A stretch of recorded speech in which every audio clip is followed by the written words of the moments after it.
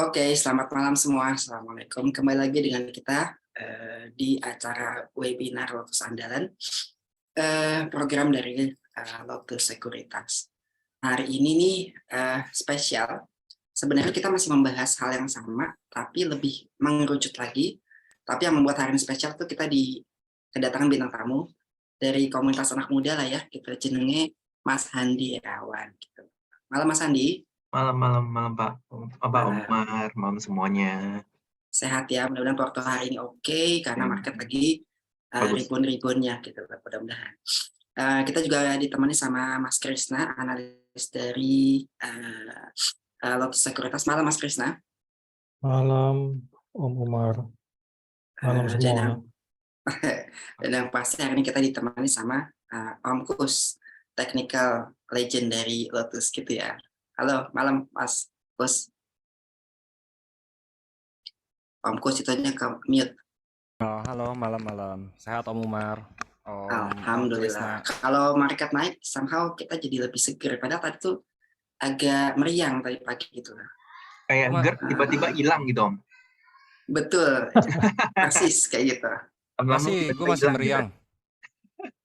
Masih meriang, belum hilang meriangnya kalau gue. Berarti belinya MDKA ya tadi ya, masih nyangkut ya. Kalau kita tim di Adaro, Nggak punya itu. Nggak punya. Nggak Oke, punya, izinkan belum saya berani. share 5-10 menit ya buat kita pembahasan malam ini. Sudah bisa kelihatan ini? Ya, kelihatan. Jelas. Oke. Mudah-mudahan hari ini kita bersemangat gitu ya. Yang kita angkat hari ini adalah isu debt ceiling yang dalam proses negosiasi. Ini kan kita dari kemarin tuh market ribut sama isu debt ceiling, di mana ini bisa menjadi satu lompatan besar, tapi bisa jadi kiamat kalau nggak di-approve gitu ya. Sebelum kita bahas ini, saya mau ngasih tahu dulu nih, apa sih sebenarnya debt ceiling itu. Ini saya dapat dari media luar gitu, bahwa kalau kita melihat data yang ada, debt ceiling Amerika itu dari 1970 sampai dengan 2023 current itu dahsyat spike-nya. Tapi kita mau menginformasikan juga bahwa tidak salah dan tidak dosa buat kita atau satu institusi atau satu negara untuk berhutang selama kita memiliki kemampuan bayar, kira-kira. Jangan lupa kalau dalam finansial itu dalam balance sheet biasanya ada aset, ada hutang, ada ekuitas gitu ya. Jadi kalau hutangnya tambah banyak boleh nggak? Boleh, karena hutang tambah banyak itu artinya asetnya juga akan bertambah. Nah, cuma yang menjadi concern di sini adalah berapakah rasio yang ditimbulkan atas hutang tersebut. Rasio apa? Rasio hutang. Biasanya kalau di saham tuh hutang terhadap ekuitasnya.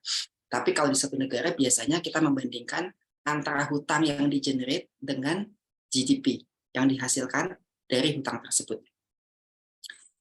Ini beberapa kali terjadi, jadi kalau di bawah tahun 2011, for your info aja nih, Amerika itu ratingnya AAA, tapi sejak 2011 kalau nggak salah itu dia di-downgrade jadi AA ratingnya.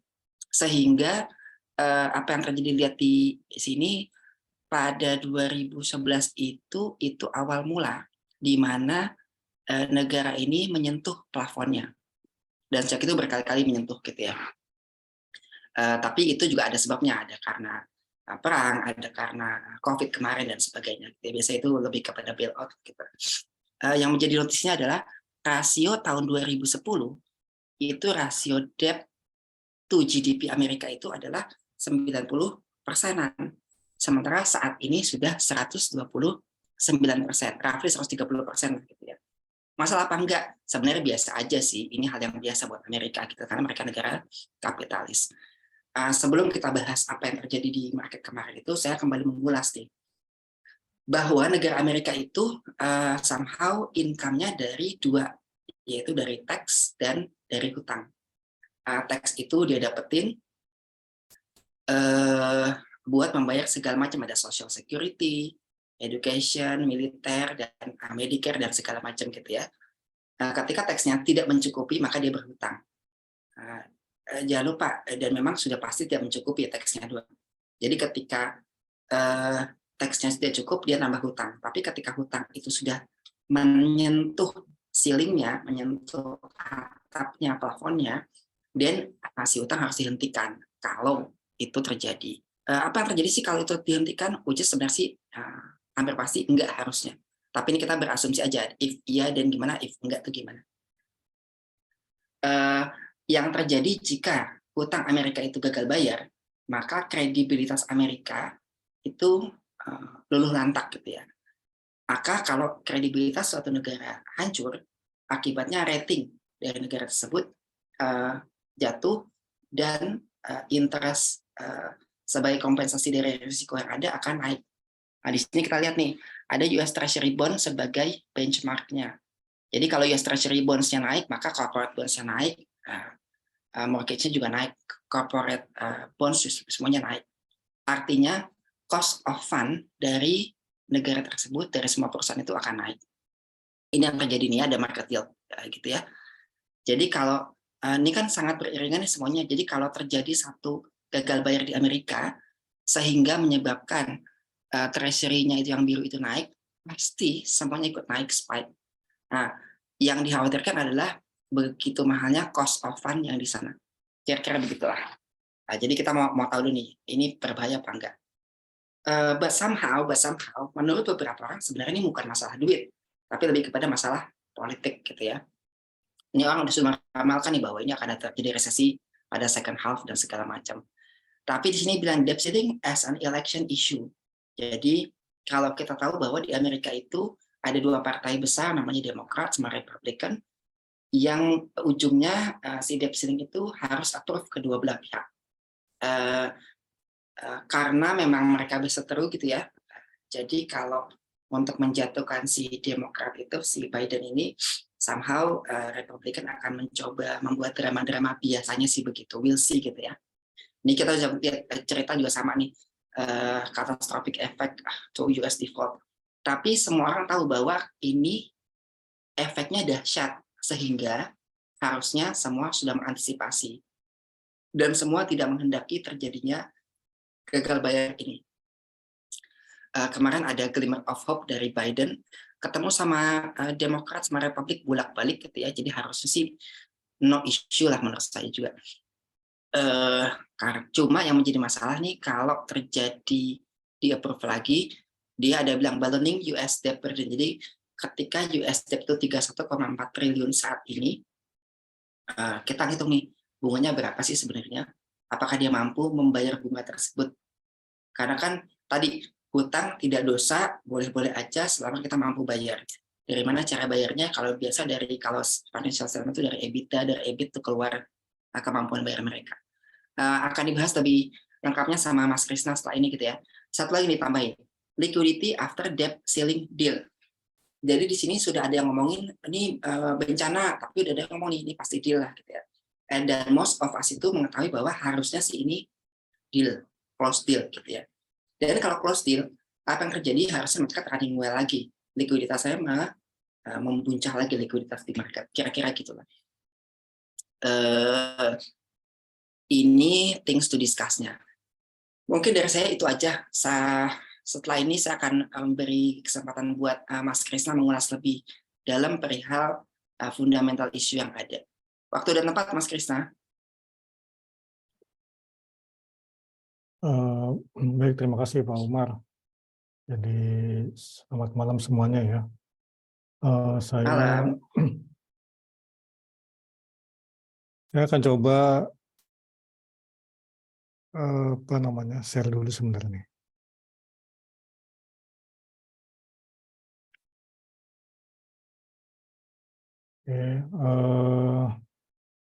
Ya tadi sudah cukup panjang lebar ya disampaikan oleh Pak Umar mengenai situasi debt ceiling Amerika yang tampaknya akan segera memasuki periode ex-date 1 Juni.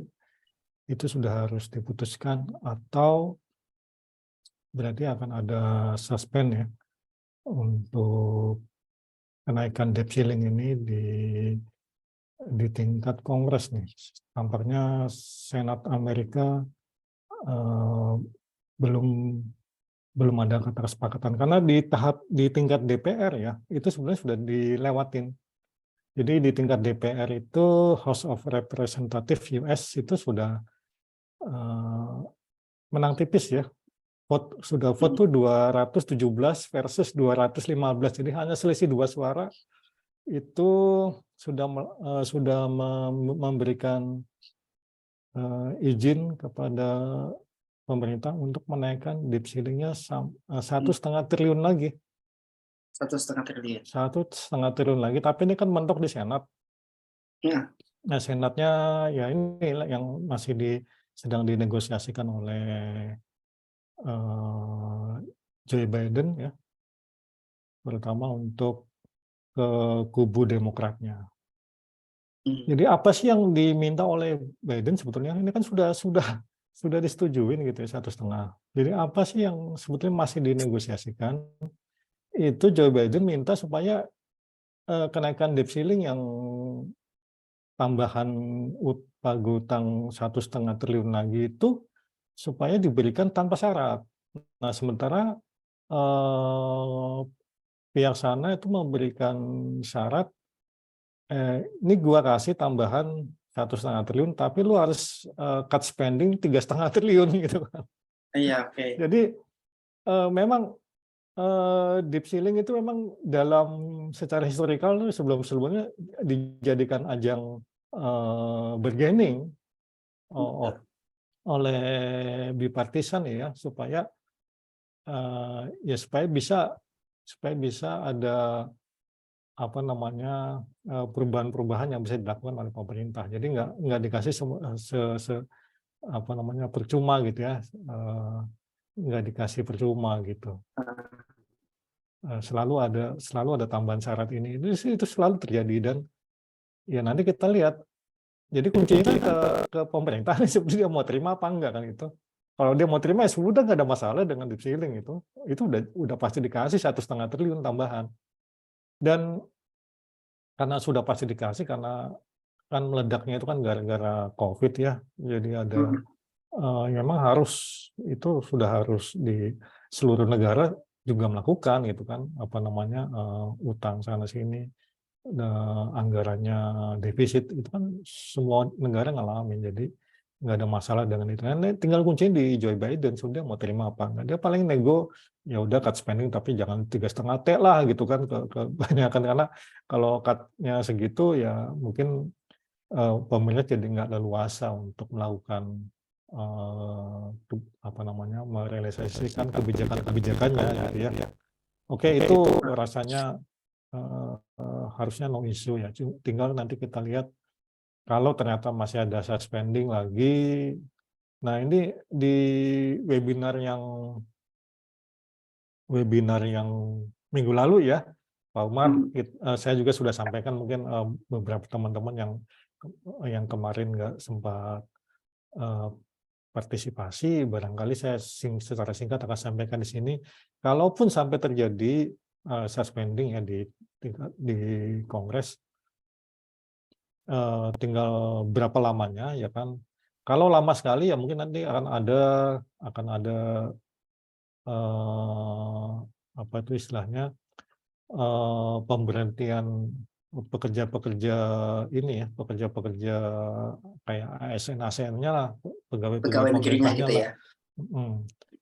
Itu nanti akan ada, pasti ini kan akan mencoreng citra pemerintah juga.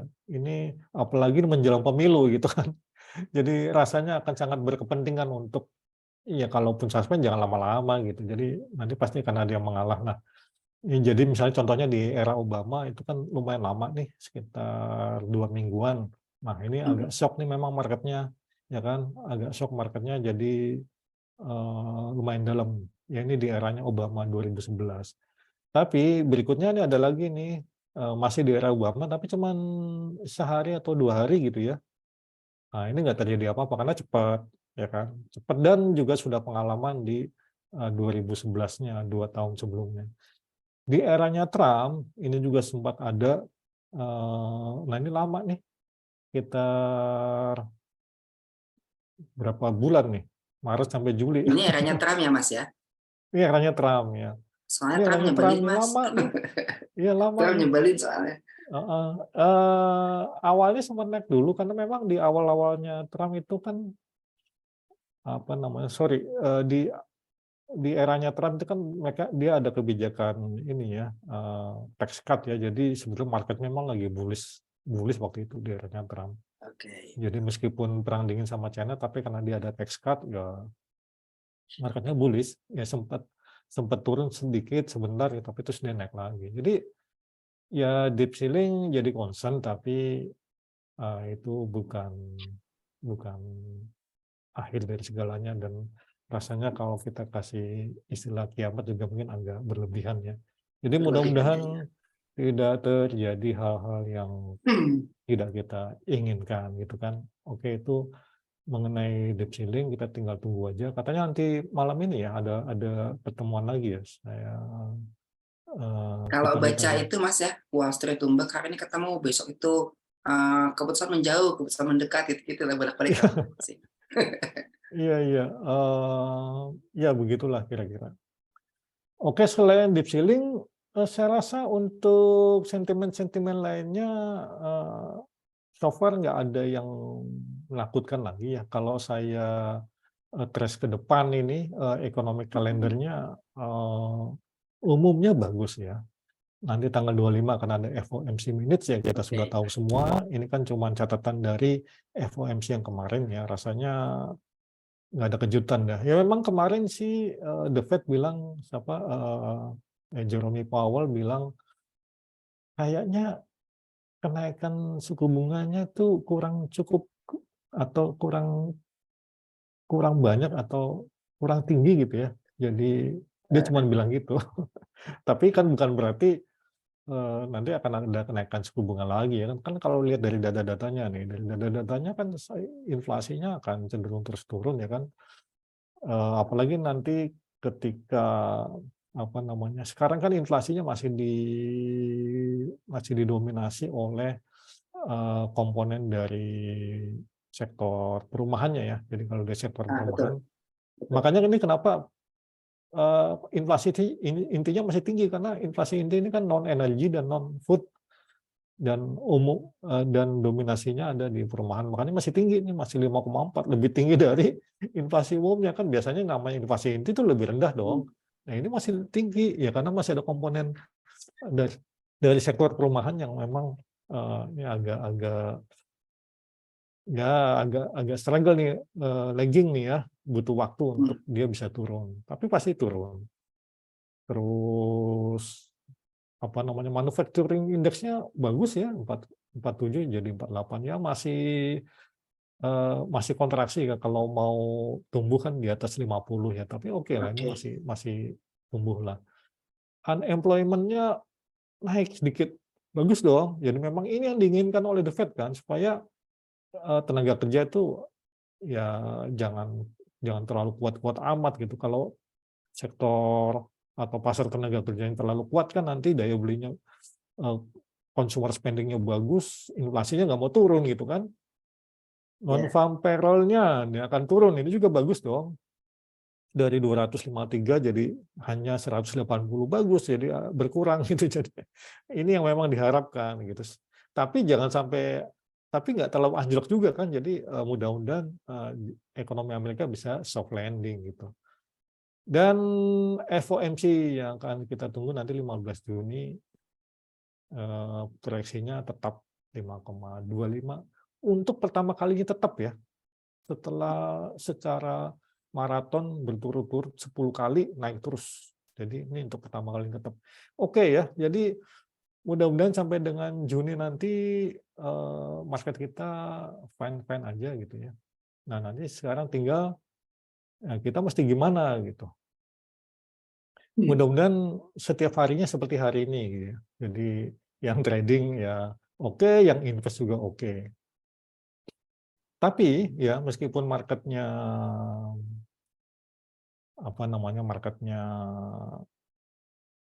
ekspektasinya mungkin oke, tapi kan sebenarnya masih banyak ini ya, masih banyak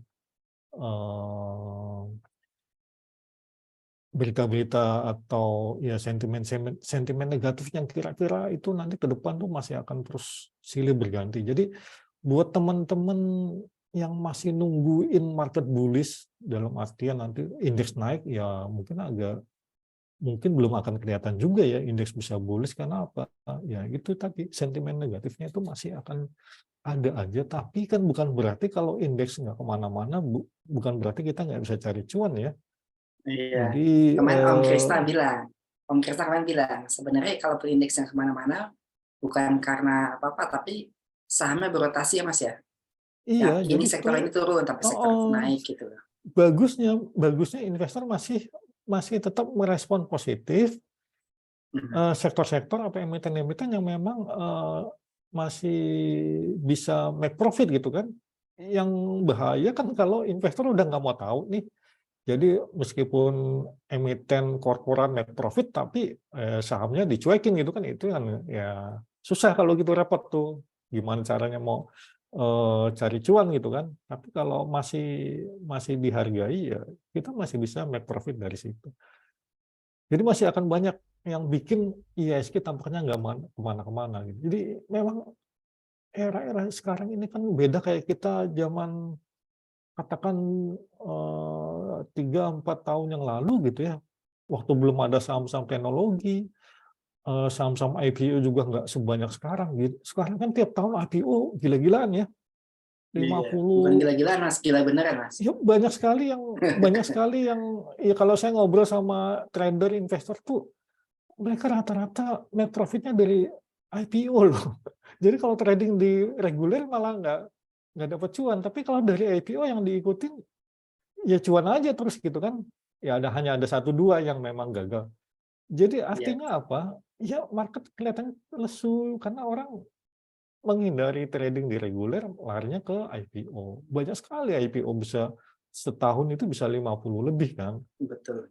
Jadi market kayaknya ya tipis-tipis aja kayak gitu. Jadi kenapa situasi market sekarang nggak seperti dulu-dulu gitu. Dan adanya saham-saham teknologi juga bikin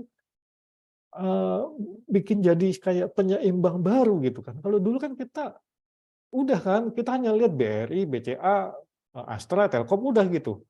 Sekarang enggak, ada Goto, ada yang gede-gedenya dari ya kayak Buka kan lumayan, ya kan. Terus ada sama aneh-aneh lagi kayak DCII, ada yang semua itu hampir semua, dan semua saham-saham baru yang IPO itu kan rata-rata overpricing ya, yang bikin kita punya valuasi itu lumayan tinggi gitu. Jadi karena mereka PI-nya waktu IPO kan, waduh, udah nggak normal lah. Jadi bikin valuasi market kita tinggi. Jadi ya mungkin asing lihatnya, kalau lihat PI marketnya jadinya, oh Indonesia valuasinya nggak bagus nih gitu kan, compare to misalnya ada emerging marketnya. Jadi ya gitu, jadi ada situasi-situasi yang bikin market kita tuh nggak seperti dulu lagi, tapi itu it's fine gitu kita. Om Krisna, aku mau nanya sesuatu nih. Berkaitan sama valuasi tinggi itu tuh nomor 3 tuh ada ARB bertahap. Kan sekarang tuh ARB asimetris gitu ya. Cuma 6%, 7% maksimal gitu ya. Sementara naiknya bisa maksimal, turunnya enggak. Terus akan disimetriskan nanti September. Tapi ada gradualnya, sekarang tuh 5 Juni itu 15%. Ini sebenarnya jadinya impact-nya gimana sih buat di market tuh? Paling butuh penyesuaian. Sebetulnya untuk market, untuk trader tuh bagus kalau ARB-nya bisa full gitu ya. Balik lagi ke simetris gitu ya. ARB juga bisa sampai 35% tuh enak trading kan. Kalau ya buat sekuritas juga senang karena ada perputaran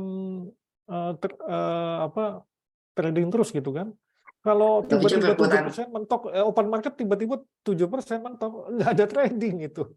Tadi selain perputaran uang Mas, itu ada perputaran aliran darah lebih cepat itu. Nah, buat kita. Jadi ini buat trading enak, jadi karena ada tetap bisa, ARB-nya kan masih lama, masih jauh gitu, masih bisa trading dulu, dan nggak takut nggak parnoan gitu. Kalau 7% kan yang apa namanya yang scalper kan jadi parno gitu kan, wah bisa beli nggak bisa jual, tahu-tahu mentok ARB kan gimana mau balik badannya gitu kan, nggak bisa. Tapi kalau masih jauh 35 kan masih bisa jualan gitu. Ya itulah, jadi tapi buat yang investor-investor yang selama ini dimanjakan dengan 7%, ya pasti akan ada gugup-gugup juga gitu. Jadi akan ada butuh penyesuaian aja. Saya rasa untuk apa namanya, untuk awal-awalnya pasti itulah masih ada adaptasi dulu lah gitu. Tapi Seru lama-lama mungkin kan ya Mas ya. Kalau kenapa? misalnya selama ini kan IPO ini kan banyak yang arah sama ARB ya. Ya iya itu dia. Yang begitu ARB 35% berturut-turut itu makin seru tuh. Nah, rasanya kalau tiba-tiba RB 35%, kalau sebelumnya nggak arah-arahan, harusnya nggak terjadi ya. Jadi pasti akan ada proses untuk sampai menuju 35. Tapi kalau sebelumnya sudah arah beruntun gitu ya itu mungkin aja sih ARB 35%. Tapi kalau enggak, ya rasanya tetap ada prosesnya. Jadi intinya orang tetap bisa jualan kalau dia memang pengen jualan. Oke, jadi banyak hal-hal yang masih bisa bikin market atau bikin IHSG itu nggak kemana-mana, tapi beberapa sektor itu akan terus bisa apa namanya, bisa terus bertumbuh ya, karena cara kerjanya market itu kan sebetulnya basisnya kan dari apa namanya, dari pertumbuhan earning ya. Jadi kalau earning tumbuh, yang mana itu adalah keniscayaan gitu ya, terutama untuk di saham-saham yang big cap gitu kan. Kalau big cap blue chips itu kan niscaya tumbuh kan gitu. Nggak ada ceritanya kayak BCA, BRI, Mandiri, Telkom, Astra earningnya nggak tumbuh, tuh nggak ada. Kalau maksudnya pasti tumbuh, tapi kalau year on year-nya naiknya lebih kecil ya itu mungkin. Tapi kalau sampai rugi kan nggak ada tuh, nggak ada ceritanya sampai rugi kayak Unilever rugi, nggak ada ceritanya. Ya labanya turun iya, tapi nggak sampai rugi. Jadi artinya apa? Earning itu akan tumbuh terus, tapi dengan pertumbuhan yang lebih kecil iya gitu. Jadi ya market harusnya secara default itu kan autopilot ya, jadi harusnya akan naik terus. Cuman ya gitu, banyak sentimen-sentimen yang bikin diiris gitu ya, jadi bikin IHSG tampaknya nggak kemana-mana gitu. Oke, kita lanjut ke strateginya. Jadi gimana? Ya beberapa kali saya juga sudah sampaikan bahwa ya kita gunakan aja pendekatan bottom up, jangan top down. Kalau top down kita lihat terus berita-beritanya jelek terus. Tiap minggu Om Umar bilang deep selling, Nah, credit itu tuh setuju crunch, tuh. wah ya nggak beli-beli gitu, nanti kan takut terus gitu. Nah, tapi kalau kita lihatnya Hari bottom ini up, aku borong loh, Mas. Borong friend ya. wow, mantap dong. Enggak, ada Bos. Keren Oh. juga. Pantesan tadi ada spike. Nggak sih. Ada ledakan volume ya di friend ya. Kalau kita gunakannya bottom up kan kita lihatnya ini emiten kok PI-nya cuma 4 kali, 5 kali ya kan, profitnya all time high. Ya kenapa juga kita nggak beli? Ya beli aja gitu kan. Mau deep selling kayak, mau US resesi kayak, mau apa kayak. Kalau saham bener, saham populer, saham apa namanya, bukan saham abal-abal gitu ya, nggak peduli amat lah, beli aja gitu. Jadi fokus ke sektor emiten yang lagi leading gitu kan. Kan tiap hari Pak Kus, Om Kus kan selalu itu nyampaikan itunya ya, rotation apa namanya, RRG-nya ya, relatif rotation apa Om Kus, RRG lupa jadi. Relatif rotation grafik. Grafik ya. Jadi bukan grafik batang, tapi seperti apa ya? Seperti cacing ya. Iya, cacing. Earning proven, jadi bukan prediksi, bukan khayalan. Ini jelas-jelas sudah proven aja dulu ya. Kalau market lagi bullish nih, kan semua sektor mau yang jelek, mau yang biasa-biasa aja, mau yang bagus apalagi, itu kan biasanya bergerak ya, ya naik lah gitu. Tapi kalau market sekarang ini nggak bisa tuh cuman, ini misalnya ada berita lagi, eee, ini mau ekspansi pabrik ini nanti, revenue bakal naik, bakal berlipat gini. Itu nanti tunggu aja, tunggu sampai itu terbukti, sudah realize, sudah proven, baru dia beli gitu kan. Kalau itu belum realize, entar dulu, misalnya kayak BRMS nih, oh pabrik kedua, pabrik ketiga ya, ternyata, cuman, perusahaan udah segitu hebohnya beritanya, ternyata cuman, labanya cuman masih juta-jutaan, masih 1 digit juta, US dollar gitu ya. Kalah sama misalnya Andorra yang sampai profitnya sampai miliar US dollar ya. Ini cuma 1 digit, aduh itu ecek-ecek banget gitu ya. Makanya sahamnya juga nggak kemana-mana. Katanya emas bakal tahun ini bakal, aduh, pokoknya yang hanya berdasarkan cerita-cerita begitu, aduh ntar deh, kita yang proven-proven aja dulu lah, ya. Untung Eh, untung di Lotus waktu di 2050 udah di warning ya, hati-hati supply. Wah itu dia. 2050 2060 udah Hmm. warning duluan waktu sales-sales. Enak sih ada Om Kus yang tiap hari bisa terus bahkan di tengah-tengah jam trading ingetin, oh ini awas nih ada bearish engulfing apa tadi misalnya, Oh iya, di salah satu emiten ya. ya Ya, lupa. ada Jadi potensi bearish engulfing akan melanjutkan koreksi lanjutan. mm. Oh, tadi Bimantara ya? Ya, Kalau Oh iya salah. Bimantara ya benar.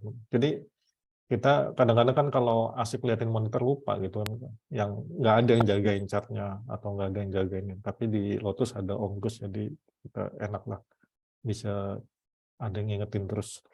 Terus apa lagi? Nah ini banyak sekali saya kalau ngobrol sama trader, investor itu nggak sabaran gitu ya. "Oh, ini saham saham udah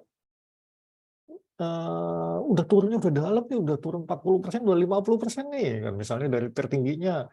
Tapi ini saham yang sebetulnya sudah selesai bisnis cycle-nya. Jadi nggak secepat itu dia akan turn around lagi.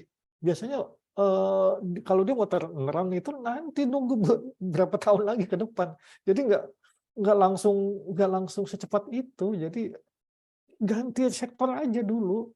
Jadi kalau bisa move on gitu, jangan jangan terus, apa namanya, terus terpaku ke, "Wah ini udah turun banyak nih, kemarin tertingginya udah sempat segini, sekarang udah tinggal setengah nih harganya." Enggak gitu.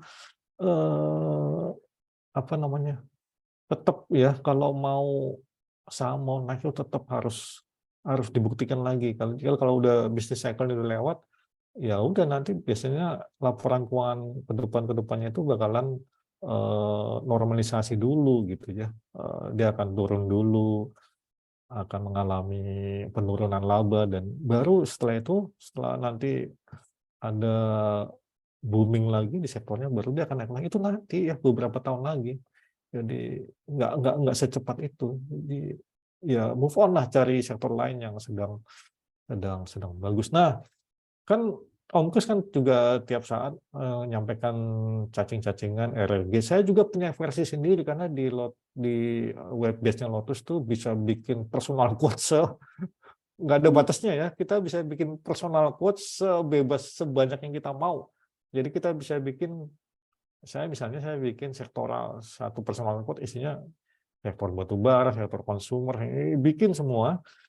Dari sini, dari kalau kita sudah terbiasa natap, tabel sektoral gini kan kita jadi tahu mana yang lagi, leading, mana yang lagi lagging, mana yang lagi weaken, gitu-gitu ya. Hmm.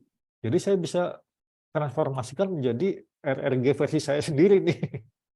Tapi Oh iya kayaknya ya, nggak Pak. tahu Om Kus, kalau ada yang salah ini mohon dikoreksi ya. Ini rekaan saya sendiri, tapi kira-kira sama lah harusnya. Nanti mungkin, yang lebih akuratnya nanti disampaikan oleh Om Kusnya. Jadi Nah, kita Akurasi sih Om, kalau aku ngelihat ya, kayak akurasi ya. contoh Ini saya akurasi. based on grouping sektoral di personal quote-nya Karena Lodge kan ya. base-nya si RRG yang si Julius Descamper itu kan bawanya by teorinya kan benchmark IHSG di benchnya dengan sama ini ya, sama JK rasionya. Jadi rasio antara benchmark misalnya Dow Jones dengan sektornya perbankan misalnya tekno atau misalnya apalagi energi, dan sama juga di IHSG gitu. IHSG benchmarknya mana yang performance-nya bagus atau istilahnya kalau di situ leading ya, strength training, kalau aslinya leading, improving, lagging sama weakening. Cuman problematikanya kita selalu nge-warning teman-teman kalau pengen cuan jangka pendek atau menengah itu pilihlah saham-saham yang sedang improving atau sedang performance-nya bagus gitu, yang sedang di straightening. Nah, Nah, itu. penyakitnya orang itu malah yang lagi di lagging gitu. Nah, Penyakit lagi lagging itu kan itu bukan yang apa-apa ya. Lagging itu masalahnya itu bisa 3 bulan kemudian, bisa 8 bulan kemudian, bisa 3 tahun kemudian. itu Orang dia. yang kurang-kurang ini. Jadi akhirnya Om kok ini turun-turun terus? Ya memang lagi lagging, lagi nggak performance indeksnya. Kalau pengen untung ya yang performance-nya bagus terhadap IHSG. Iya, Itu itu sih dia. banyak banget, dan itu sering pertanyaannya hampir setiap minggu seperti itu ya. Iya, ya makanya saya di sini pengen mengingatkan lagi, pengen menegaskan lagi nih. Ya tadi kan strategi juga saya sudah sampaikan di slide sebelumnya. Ya fokus aja ke saham-saham yang lagi ada di sini-sini gitu kan. Ini bisa lama loh. Jangan takut. Oh, udah telat Pak, udah telat Om, sudah di sini nanti tinggal nyusapnya aja. Belum tentu ya. Masih masih oke gitu ya. Masih oke lah. Kita lihat aja. Ini kan masih kuartal 1. Biasanya di akhir tahun atau di awal tahun berikutnya baru dia selesainya. Ini baru kuartal 1. Jadi kita masih punya hampir 3 kuartal lagi ke depan untuk bisa menikmatin rally-nya saham-saham yang ada di area-area ini gitu kan. Kita lihat nih misal, saya coba mau kasih gambaran, mungkin barangkali teman-teman belum sempat ngeliatin angka-angka fundamental ini, tapi karena terlalu asik dengan lihat bid over ya, maka gunanya ikut webinar kan kita dapat informasi-informasi, insight-insight yang bagus nih, seperti misalnya sektor telekomunikasi nih ya, ini lagi bagus ya. Sayangnya leadernya telekomunikasi Telkom ini di kuartal 1 dia mengalami penurunan customer base lumayan banyak ya. 20 juta. Banyak loh ini. Makanya kenapa? Kenapa bisa begitu, Om? Ya saya juga nggak tahu, karena memang digerogetin sama ini naik semua gitu. Tapi kenaikannya sebenarnya juga nggak banyak juga. Saya juga nggak terlalu ngerti ya. Saya belum ngikutin belum ngulik terlalu jauh kenapa sampai turun banyak begini. Tapi ini beneran dari laporan resmi ini, saya screenshot nih ya dari presentasinya Telkom nih. Customer base-nya di kuartal 1 tahun lalu ini 174 juta, turun jadi 151. Tapi dia ARPU-nya memang naik. ARPU-nya masih yang paling tinggi di sektornya ya. Dia masih leader, masih 45.000 per user. Yang Excel 40.000, yang Indosat 32.900.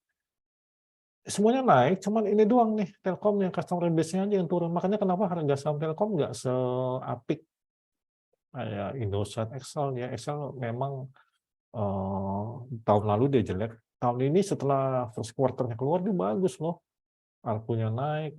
Dan cerita-cerita di sektor telekomunikasi ini semuanya cerita-cerita tentang pertumbuhan semua ya, nggak ada cerita suramnya gitu loh. Semuanya expand semua. Indosat expand, Excel expand, Telkom expand. Dan yang hebatnya lagi ini kayak Excel ya, setelah diakuisisi Linknet dan Indosat lewat apa ya, itu lagi memperbesar pasar ininya juga itu kayak istilah teknisnya apa, kayak IndiHome ya, jadi kayak fix services gitu ya, fix line services-nya yang biasanya satu paket dengan acara televisi dan lain-lain. Itu lagi Excel sama Indosat itu lagi gila-gilaan gitu ya, ngejar ketertinggalannya dari IndiHome gitu. Jadi kayaknya cerita-ceritanya masih akan cerah semua nih sampai setahun ke depan ya. Jadi nggak ada cerita jeleknya lah Telkom nih, bagus. Even setelah bagi dividen terus ngacil kan Excel, Indosat pun begitu. Jadi eh, jangan tunggu sampai ex-date ya, justru ambil dividennya karena ex-date pun dia tetap akan naik lagi kalau menurut saya nih. Jadi makanya kenapa saya Excel sama Isat saya beli semua dua-duanya karena nggak tahu mana yang mau naik paling kenceng gitu ya. Telkomnya saya enggak karena lihat datanya seperti ini. Nah, kemudian otomotif Astra nih misalnya. Ini luar biasa ya. Kenaikan ini kalau net profit-nya di breakdown itu sektor otomotifnya naiknya 36% loh pertumbuhannya loh. Dari 2,2 triliun naik jadi 3 triliun ya. Hampir semua lini bisnisnya naik kecuali agribisnisnya plantation ya. Kita lihat ahlinya memang tengkurap, propertinya nggak terlalu bagus, hampir semuanya naik. Lini bisnisnya naik. Dan even kalau misalnya nanti kontribusi dari United Tractor-nya agak melemah di akhir tahun karena mungkin harga batu baranya turun terus, itu nggak akan sampai membuat oke waktu saya 3 menit lagi ya, tidak akan sampai membuat kita punya Astra punya profit di akhir tahun jadi turun ya, enggak ya. Jadi karena apa nih, porsinya gede nih, porsinya otomotif plus porsinya financial lini bisnisnya dia, itu kalau di total udah 56,8% sendiri, tidak akan terganggu dengan sektor alat beratnya, tambangnya kalau misalnya turun ya. Itu kalau belum tentu. Harga batu bara 100 sekarang 160 itu masih oke loh. Dulu kita lihat harga batu bara ya 90 80 aja udah hebat ya. Karena biasanya kita lihat harga batu bara itu cuma 60 US dollar per ton. Sekarang masih 160 tuh masih hebat loh. Jadi masih luar biasa. Jadi itu meskipun turun dari 400-an tapi masih tinggi tetap. Jadi masih oke. Jadi Astra ini masih oke lah. Saya rasa ini good choice ya. Belum terlambat. Apalagi Konglomerasi pula ya, dia punya segala gitu ya. ini belum all time high ya. Yang all time high cuman autonya doang gitu. Kemudian nah ini poultry yang lagi di lagging, kayaknya lagi mau ke improvement nih. Kenapa? Karena isu kelebihan pasokan ayam kemarin-kemarin ternyata sudah ada tindakan dari pemerintah, paling itu ya apa sih namanya, pembantaian ayam itu untuk mengurangi supply ya di market. Dan juga harga telur ya katanya ibu-ibu pada menjerit karena harga telur lagi mahal. Jadi itu kan juga harusnya menguntungkan. Dan ini yang jadi biang keroknya dari dulu, ini sudah mulai ada tanda-tanda penurunan ya. Mudah-mudahan trennya terus turun nih. Harga soybean dengan jagung, kedelai dengan jagung, karena ini dua ingredient yang paling penting di rantai pasoknya bisnis poultry. Jadi kalau ini turun dua-duanya, ya cost-nya mereka pasti akan turun. Ini kan sudah lebih rendah daripada tahun 2021 ya. Sekarang tahun 2023 harga kedelai sudah kembali ke level tahun 2021. Begitupun dengan harga jagung ya, balik ke tahun 2021. Mudah-mudahan bisa balik ke tahun ya waktu tahun-tahun masih tahun 2019 sebelum pandemi ya. Ya masih far away, masih jauh perjalanannya, tapi ya trennya kelihatannya sudah lumayan oke lah. Siap. Jadi saya rasa cukup itu aja dari saya. Mungkin nanti bisa yang untuk cacing-cacingan bisa dipertajam oleh Om Kus. Balik ke Siap. Om Umar. Oke, Mas Krisna, makasih banyak. Tadi ulasannya gitu ya. Jadi kita ngomongin tadi bahwa somehow kembali lagi kepada strategi investasi kita ya, which is beda-beda. Abis ini kita mau dengerin ulasan dari Om Kus perihal momentum dan cacing serta beberapa major chart gitu ya. Om Kus, waktu dan tempat dipersilakan. Oke, selamat malam. Jadi putusan apa nih untuk minggu ini, Mas Krisna? Bullish atau bearish nih? Minggu ini minggunya deep ceiling ya, ya kayaknya masih so-so aja sih. Mungkin Masih lebih so-so. optimis minggu berikutnya lagi ya, setelah ada keputusan kali. Oke, baik, kelihatan semuanya ya, jelas ya. Bull and bear, Aman.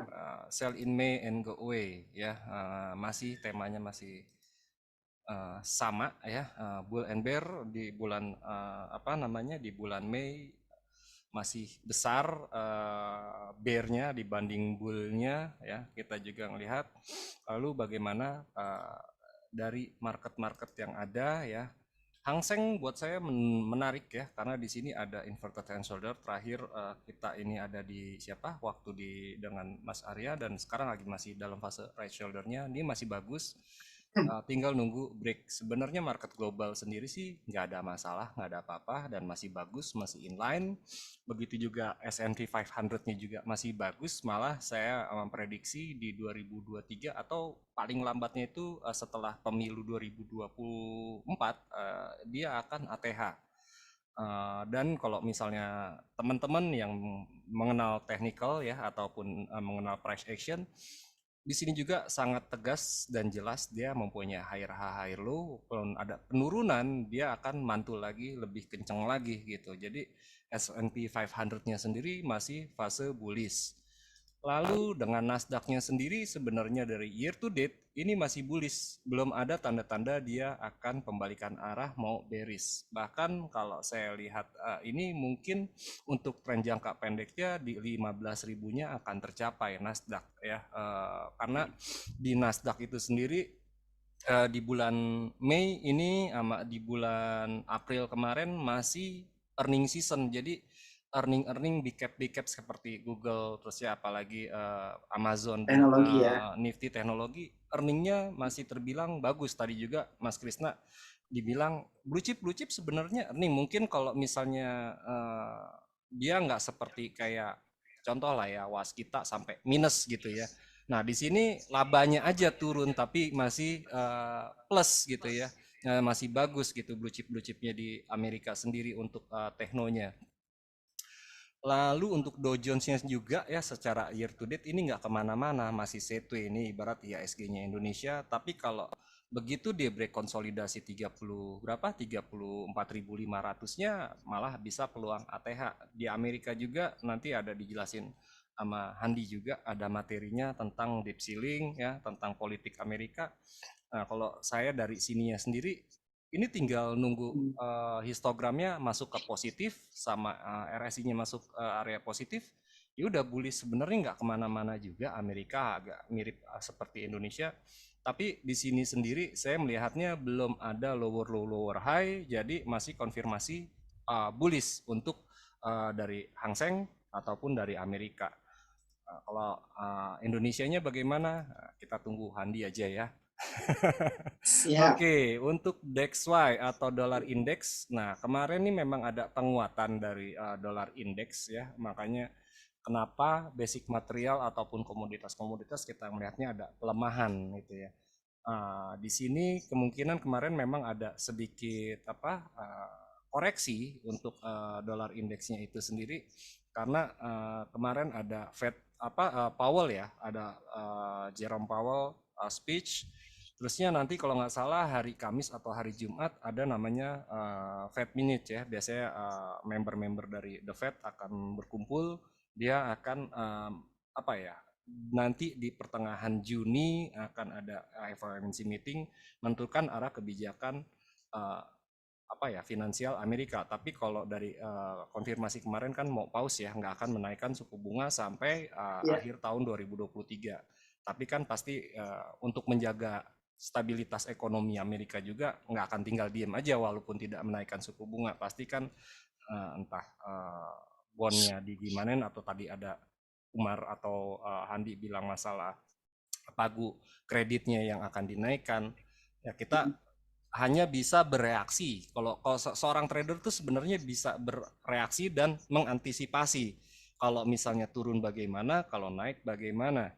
Jadi kalau antisipasinya turun berarti apa yang harus kita lakukan, kalau naik apa yang harus kita lakukan. Karena di sini dinamikanya ini bisa dikatakan satu hari, satu minggu, satu bulan akan selalu berubah-ubah. Nah, tinggal kita kesiapannya seperti apa.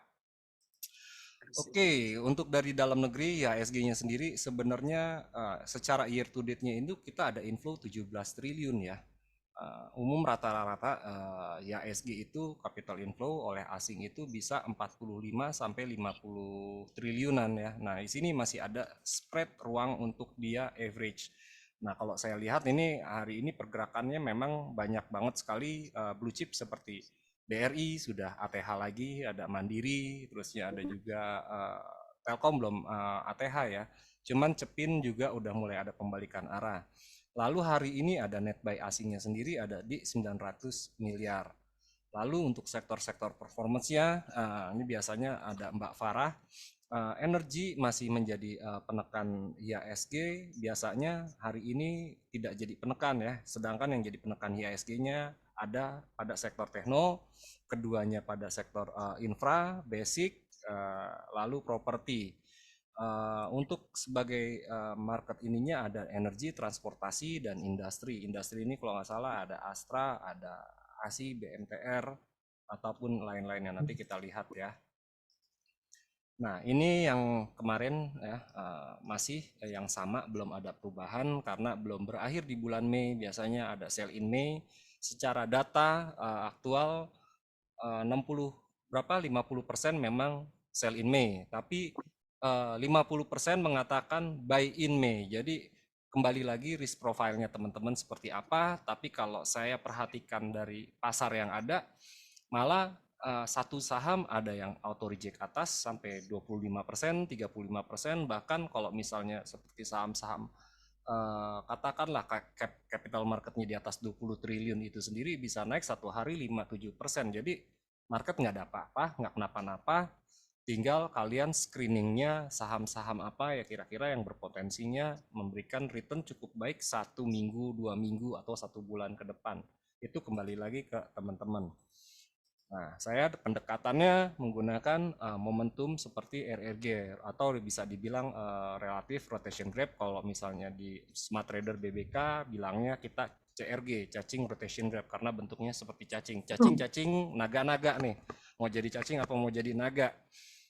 Oke, kita ambilnya di sini time frame-nya dari yang besar dulu ya, dari weekly. Dari sektor ininya sendiri kita bisa lihat memang untuk sektor teknonya masih improving ya. Cuman di sini sisi kiri ini masih dalam fase bearish dalam secara weekly. Infranya juga ya sebenarnya masih bearish.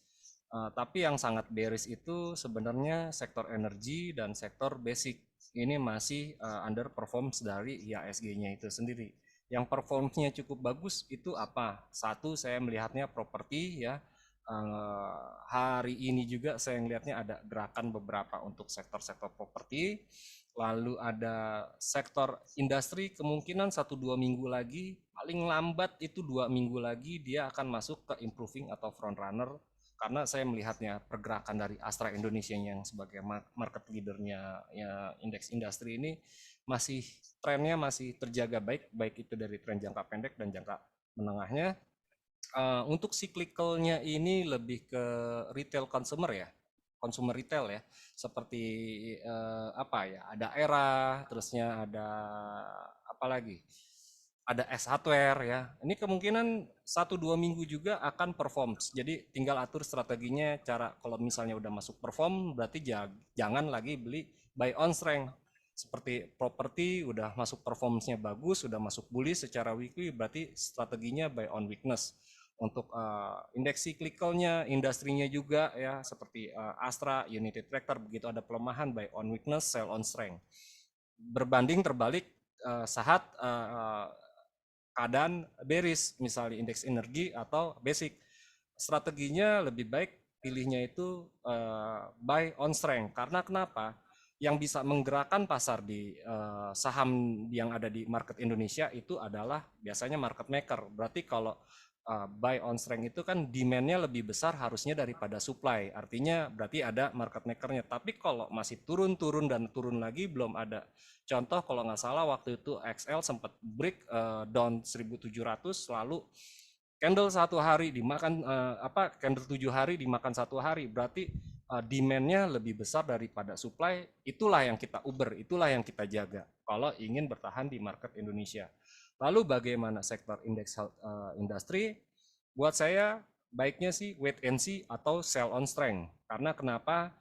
Di sini momentumnya sedang melemah ya, indeks health-nya sendiri sedang melemah, tidak menutup kemungkinan 1-2 minggu dia akan masuk fase dark horse atau bisa dibilang lagging. Jadi bisa wait and see ya, kalau yang punya wait and see. Kalau wait and see itu berapa lama? 2 atau 3 minggu lagi, agak sedikit lama, agak sedikit panjang karena time frame-nya weekly. Jadi 2 atau 3 minggu lagi tunggu konfirmasi, itu lebih baik daripada tidak konfirmasi akhirnya lost your money. Lalu sektor finance minggu lalu atau 2 minggu lalu masih kita masih konsisten. Sektor finance yang sebagai leadingnya market IHSG, beta IHSG-nya finance, dan ternyata baru jalannya ini di hari ini dari BRI dan BCA-nya juga ikut mendorong. Lalu ada Arto-nya juga, ada BRI-nya yang sudah cetak ATH lagi. Yang masih agak sedikit lagging mungkin bisa lirik-lirik sahamnya seperti BNI. Nanti mungkin kita lihat ada nggak apa enggaknya ya. Lalu ini secara rotasi daily ya, sektor infrastrukturnya sendiri seperti mungkin tadi yang disebutnya ada ada Excel, XAT atau yang lain-lainnya. Saya melihatnya ada pelemahan. Nah, pelemahannya ini mungkin ada pelemahan beberapa hari ke depan, tapi kalau ngelihat dari time frame weekly-nya di sini ada penguatan. Jadi kemungkinan beberapa minggu ke depan dia akan sideway ya, dia akan sideway. Kalau nggak salah minggu lalu itu saya sempat call Indosat itu lebih ke sell on strength. Kalau misalnya di kita di grup sales lotus sell on strength untuk Indosat karena saya melihatnya ada hidden bear divergence. Tapi kalau XL hati-hati aja karena saya melihatnya baru hari ini, kalau dia nggak cukup kuat di atas 2030 2040 bermain, takutnya akan koreksi jangka pendek, mungkin bisa 1900 atau 1800 kembali. Lalu yang sangat menarik tetap ya, beberapa 1 minggu lalu saya sempat announce sektor finance, dan sekarang sektor finance-nya sendiri dalam daily time frame-nya udah masuk area bullish. Nah, yang akan calon mengikuti dari sektor finance adalah sektor industri, yaitu ada Astra. Jadi Astra nih, wah Astra sekarang udah 6.600, kayaknya kelihatannya kemahalan. Enggak, buy sektoralnya performance-nya akan jauh lebih baik dari composite ataupun dari sektor indeks basic dan energi, karena beberapa hari ke depan, mungkin 3-4 hari ke depan dia akan masuk ke front runner yang performance-nya akan bagus. Selain ada Astra, ada apa lagi ya, biasanya sektornya ABMM ya, ABMM salah satunya masuk ke industri. Terus ya ada BMTR, cuman BMTR agak sedikit hati-hati. Ada United Tractor, walau kemarin sempat ada ada breakdown ya, cuman kayaknya hari ini ada pembalikan arah. Apakah kemarin konfirmasi atau false break atau enggak, tinggal teman-teman ikuti aja. Propertinya ada pelemahan, tapi di sini di weekly-nya performance-nya bagus ya, si sektor properti. Jadi tinggal teman-teman mau buy akumulasinya seperti apa ya untuk properti, lalu cyclical-nya bagaimana, indeks transportasinya seperti apa, dan tekno kita di sini agak sedikit hati-hati. Saya dengan Handi itu udah agak woro-woro waktu jelang sebelum masuk MSCI untuk GoTo ya, hati-hati. Dan kemarin minggu lalu juga agak GoTo kalau nggak kuat bertahan di 117 atau 111, ada baiknya sell on strength dulu, nanti buy on weakness-nya under kalau nggak salah di bawah 108 atau di bawah 107, nanti Handi yang lebih teknis price action-nya ya. Jadi di sini saya melihat ada industri seperti Astra dan turunannya ya, bawahannya ada finansial, kalau bisa di hold 1-2 minggu ke depan masih akan potensi upside ya untuk finansial. Kalau infrastrukturnya ada baiknya sih wait and see 1 minggu 2 minggu ke depan dulu, dan transportasi juga sama. Non cyclicalnya ini lebih pembobotan beratnya ini di Unilever ya. Kalau saya lihat non cyclicalnya ada Unilever, ada gudang garam. Nah, gudang garam Unilever kita udah agak sedikit kurangin porsi. Tetapi di sini ada Cepin Java yang cukup bagus nih ya, performance-nya yang tadinya underperform jadi performance-nya bagus Cepin. Jadi masih bisa diinikan ya untuk poultry. Lalu, nah ini dia akselerasinya, benchmarknya saya pakai indeks 80 dan Kompas 100. Nah, ini penting nih Om nih. Apa nih? Nah di sini, Maaf. Nah, di sini BRI minggu lalu saya sempat announce BRI di hold masih bagus. 2 minggu lalu, 2 minggu ya, bukan minggu lalu, saya masih ingat ada di YouTube-nya Lotus. Kalau misalnya ini kita ada ini BMRI bisa buy akumulasi selama 4.900-nya nggak patah, nggak jebol, masih buy akumulasi. Dan hari ini kenaikan BMRI cukup signifikan dan cukup besar juga. Ada di 3% ya kurang lebih untuk Bank Mandiri, BRI-nya juga ATH, lalu ada Java, ada Cepinnya. Cepin sebenarnya sih udah masuk di sini ya, udah duluan Cepin dibanding Java. Lalu yang tadi seperti saya bilang Astra nih, Astra momentumnya kemarin sempat melemah, cuman 2 hari terakhir ini dia ada penguatan terhadap Astra atau sektor industri. Jadi kemungkinan 3 atau 5 hari ke depan performance-nya Astra tidak menutup kemungkinan dia bisa ke level 6.800, 6.900, ya harapannya ke 7.000 ya. Tinggal jaga resiko selama dia tidak turun dari 6.350 harusnya sih lebih bagus. Lalu 1, 2, 3 ada BCA. Nah ini ya saham IHSG ya. Jadi IHSG naik turunnya gimana BCA? Kemarin Om bisa nggak BCA turun ke 6.400 atau 8.400 atau 8.450. Saya bilang BCA turun situ artinya turun 3%. Kalau BCA langsung turun 3%, IHSG turunnya 3%. Berarti pasti screener sepi tuh langsung ya.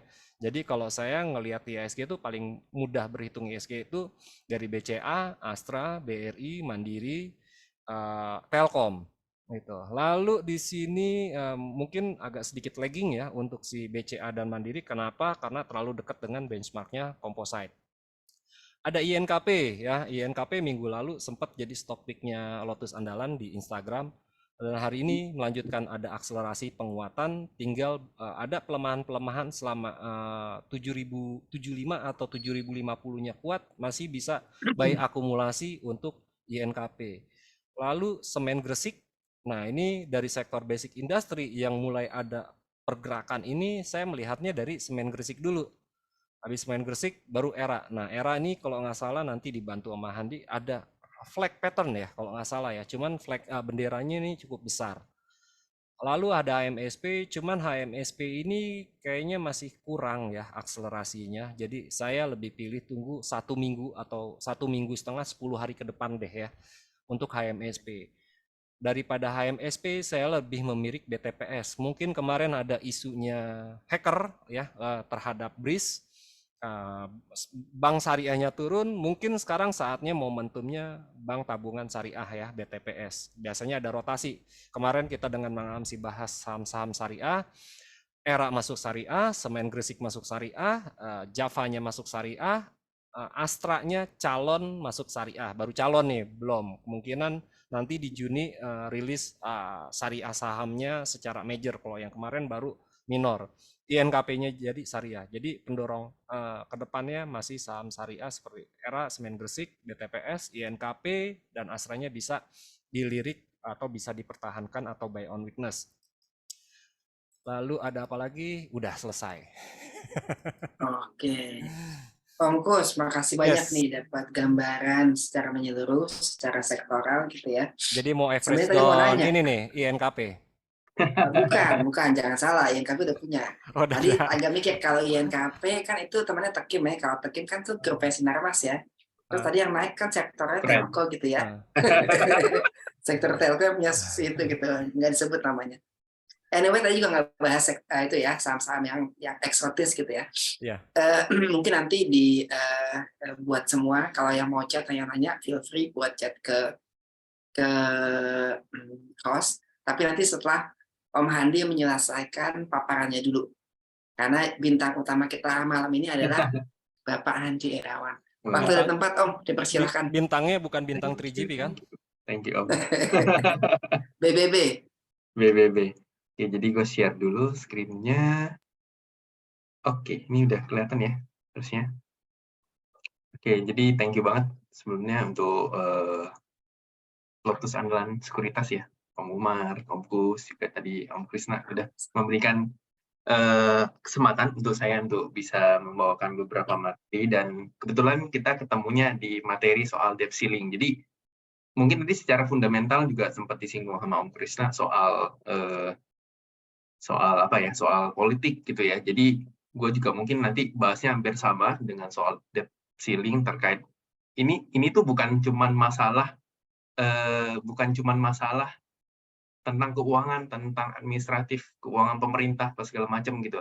Tapi ini juga berkaitan dengan politik, ya gitu. Jadi politik, ekonomi itu dua hal yang sebenarnya kita juga harus pelajarin kalau mau ini ya, mau serius di dalam pasar modal gitu ya. Nah, ini yang saya lihat. Jadi kalau yang saya lihat itu, nah sebelum saya mulai nih, saya kasih disclaimer on dulu. Jadi apa yang saya jelasin di sini semuanya ini bersifat analisa, ada base-nya ya, baik itu makroekonomi, secara flow dan teknikal gitu ya. Kemudian juga apapun ntar nanti ada saham-saham yang itu tidak dalam bentuk rekomendasi, tapi itu hanya sebatas hasil analisa kita gitu ya. Jadi balik lagi tetap disclaimer on. Kemudian kalau kita lihat ini ada beberapa yang akan saya jelasin ya, mungkin ada terkait debt ceiling dan politik. Kemudian indikator globalnya tadi juga sempat Omku sudah jelasin juga. Mungkin nanti saya akan jelasin sedikit ya, karena udah gambarnya hampir sama.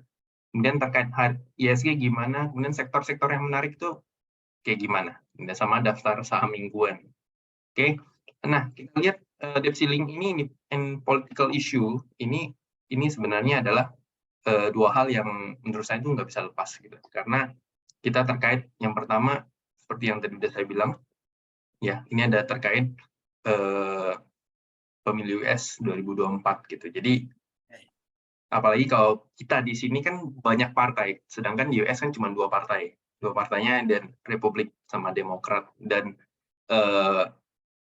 tahun depan mereka akan pemilu US, otomatis biasanya setahun sebelumnya kan pasti udah mulai tuh mancing-mancing, udah mulai nge-trigger satu sama lain, mencari celah, oh ini yang bisa gue serang untuk apa? Untuk mendapatkan simpati publik.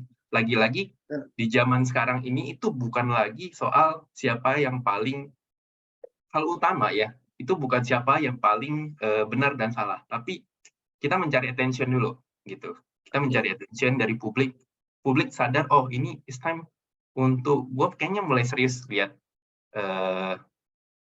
partai mana yang mungkin tahun depan akan gue pertimbangkan untuk gue coblos gitu. Jadi itu udah mulai disentil-sentil lah, dan terutama ini terkait debt ceiling yang mau nggak mau itu harus ada pembahasan di Kongres terkait dari pemilu dan juga pemerintah dan juga DPR-nya. Jadi saya melihatnya di sisi itu ini ada beberapa inti dari pernyataannya. Jadi kalau Partai Republik itu berusaha membangun bahwasannya ini Joe Biden sama Demokrat ini itu gagal mengelola pemerintah selama pandemi gitu. Jadi mereka menghajar statement yang seperti itu. Sedangkan Demokrat itu punya statement terkait, oh Partai Republik ini mulai terbukti nih tidak bisa bekerja sama untuk menyelamatkan perekonomian Amerika karena kita sudah digebuk sama pandemi gitu ya. Kemudian kita berusaha menjaga warga Amerika, tapi ternyata mereka begitu. Jadi biasa statement-statement begitu pasti ya mungkin sedikit ini kita di Indonesia juga udah mulai ngerasa lah gitu ya. Tapi saya nggak akan mention soal Indonesia. Tapi FYI ini ya, ya, FYI untuk ini informasi aja. Om Umar ini jadi maju legislatif ini loh dari partai PBB, tahu nggak? saya coblos. Partai bulan-bulanan. Kejar-kejar dong ntar. jadi terkait ini ya ini ya unsur politik ini nggak bakal lepas seperti yang saya bilang gitu. Jadi tapi melihat, nah ini ada sedikit pernyataan ya. Jadi tadi juga Om Krishna udah singgung, Om Umar juga udah singgung ya. Ini terkait Republik itu bakal menerima ya soal kenaikan dari limitnya. Tapi mereka harus memotong anggaran untuk setahun ke depan gitu ya. Nah itu yang dinegosiasi sama antara Republik dan juga Demokrat. Nah sedangkan Demokrat ini muncul ada desakan bahwa kan meminta Joe Biden ini untuk bisa menggunakan amandemen ke-14. Ya, isi amandemen salah satunya itu adalah soal bypass. Ini menyatakan ini mereka bisa naikin debt limitnya ini bisa dinaikin pakai amandemen ini gitu. Ya. Nah, itu salah satunya dinyatain bahwa apapun alasan dari utang itu nggak bisa dibantah, nggak bisa dibantah oleh Kongres atau siapapun gitu. Jadi itu menjadi bypass dari pemerintah untuk bisa menaikkan debt limitnya. Nah itu mungkin jadi senjata terakhir mungkin untuk Joe Biden buat saat ini, kita belum tahu. Tapi yang jelas minggu ini bakal jadi momen yang krusial ya. Dan saya juga sempat riset terkait. Nah ini kan kalau kita nggak comparein sama market itu seperti apa gitu. Jadi saya nyari yang data 2011 ya, karena sebenarnya rata-rata tuh hampir mirip antara 2011, 2013 gitu ya. Yang tadi juga sempat di-mention oleh terkait saat zamannya Presiden Obama gitu. Nah, historical terkait debt ceiling ini dihubungkan sama market itu justru kita melihat after kasus ini ya, itu dari bond yield-nya atau US Treasury yield-nya itu akan mulai menurun, tapi justru sebaliknya equity-nya by history dia akan mulai menguat gitu. Tadi juga Om Kus sudah sempat mention secara equity index Amerika itu aman gitu ya, malah cenderung masih akan uptrend. Nah ini juga secara historical ini yang terjadi. Kemudian kalau kita lihat fixed index, nah jadi fixed index ini menarik kenapa? Karena ini tuh indikator, biasanya buat trader tuh ini indikator seberapa volatilitasnya market ya. Jadi biasanya secara historical fixed index ini akan menguat terkait dengan debt ceiling. Dan ini sebenarnya ada periode 2011, 2013 ya, 2021 ya. Nah, itu. Jadi ini biasanya mereka menjelang ex-date ya. Itu mereka fixed index ini merespon, malah mereka menguat dulu, dalam artian volatilitasnya makin tinggi, ada keresahan di market gitu ya. Jadi tapi yang kita terjadi saat ini itu masih belum kelihatan gitu. Bahkan tadi kan kalau nggak salah di sini apa di CH tadi Om Kus sempat mention. Iya, di Clubhouse kita juga sempat ini volatility index kalau gitu. misalnya iya satu bulan bahkan 2 bulan terakhir lah. 2 bulan terakhir ini di bawah 20. Kalau misalnya ada spike itu kan umumnya langsung lari ke 23 sampai 27 28 kan. Itu umumnya. Nah, ini 1 2 3 bulan di bawah 20, di bawah 22 masih aman sebenarnya.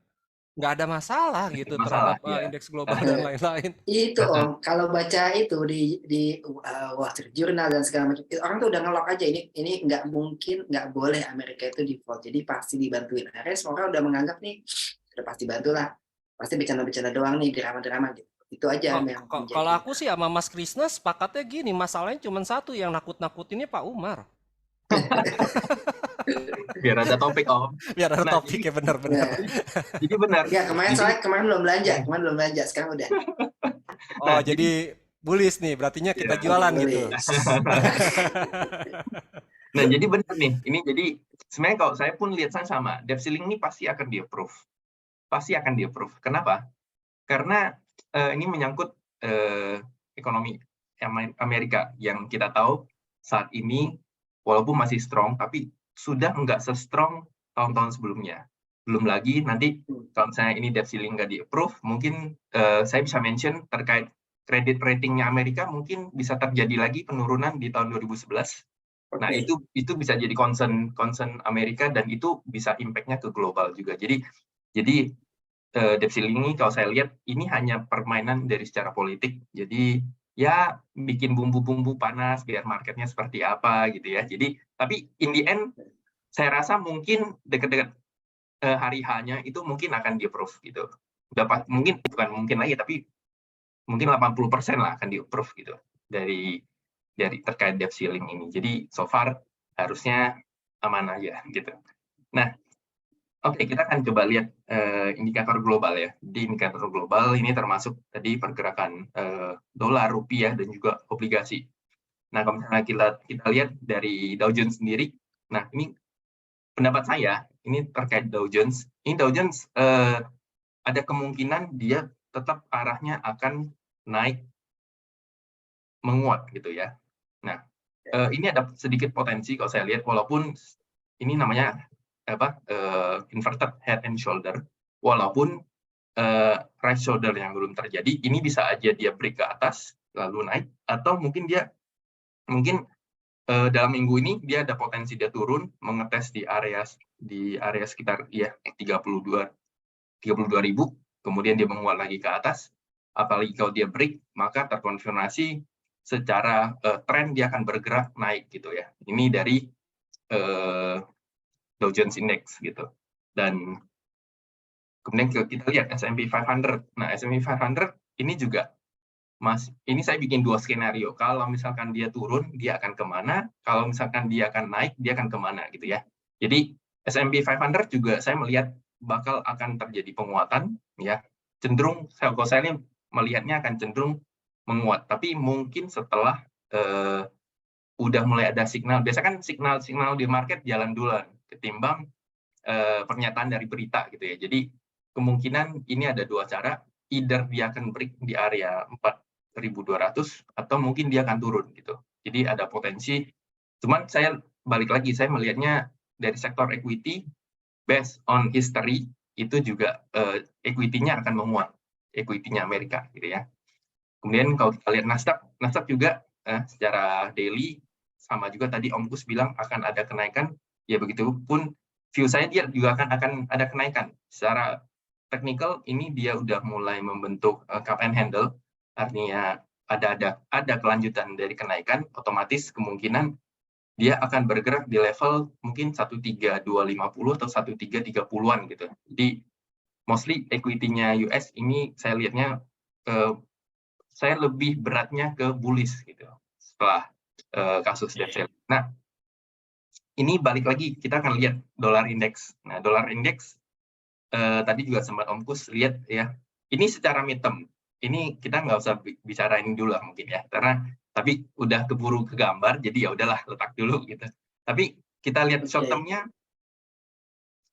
saya lihat mungkin akan ada koreksi ke level mendekati 102 ini ya. Tadi Om Kus juga kalau nggak salah dia bilangnya hampir balik ke harga itu ya. Jadi saya melihatnya ada kemungkinan ini buat dalam minggu ini kemungkinan juga akan dia turun dulu dan dia masih ada potensi untuk menguat lah untuk DXY. Dia kalau rasa-rasanya dia turun di bawah 101, di bawah 100 itu belum kelihatan. Tapi untuk minggu ini atau 2 minggu ke depan itu kemungkinan dia akan bisa melemah untuk DXY sendiri. Gitu. Kemudian kalau kita lihat compare DXY sama XAU ya atau emas. Nah, emas ini saya lihat dalam minggu ini mungkin ada sedikit penguatan karena by teknikalnya ini ada bordering wedge ya dan kemarin udah ada breakdown ke bawah. Nah, ini ada potensi dia dead cat bounce ya. Jadi ada penguatan sementara setelah kemarin dia jebol. Nah, tapi habis itu arahnya akan terkoreksi ke level sekitar 1880 gitu ya. Walaupun secara tren dia masih cukup uptrend gitu, masih uptrend, tapi koreksi ini ada kemungkinan ke arah sini gitu. Nah, kita lihat US oil. Nah, US oil Benar ini tuh, juga SKMI-nya buang dulu. nah, kita lihat US oil-nya juga, saya lihatnya buat short term ini ya, sorry agak kecil. Short term dia mungkin akan mulai lagi menguji ke level area konsolidasi beberapa tahun ya, atau harga normal oil dunia. Jadi ini kotak merah ini, ntar saya tunjukin chartnya. Kotak merah ini adalah area-area di mana normalnya oil itu bergerak gitu. Jadi mungkin dia akan balik ke level 66. Kalau dia jebol di bawah ini, level 60-nya di breakdown ke bawah, nah dia mungkin akan bergerak di sekitar 50-an. Nah, asumsinya kalau misalkan